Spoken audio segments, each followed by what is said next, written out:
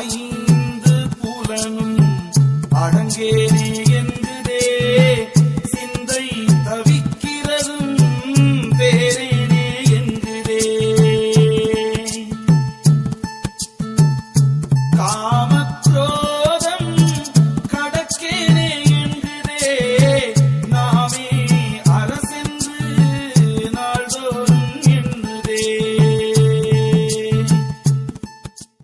அச்சம் ஆங்காரம் அடங்கேனே என்றுதே நீர் குமிழியாம் உடலை நித்தியமாய் எண்ணுதே கண்ணுக்கு கண்ணெதிரே கட்டையில்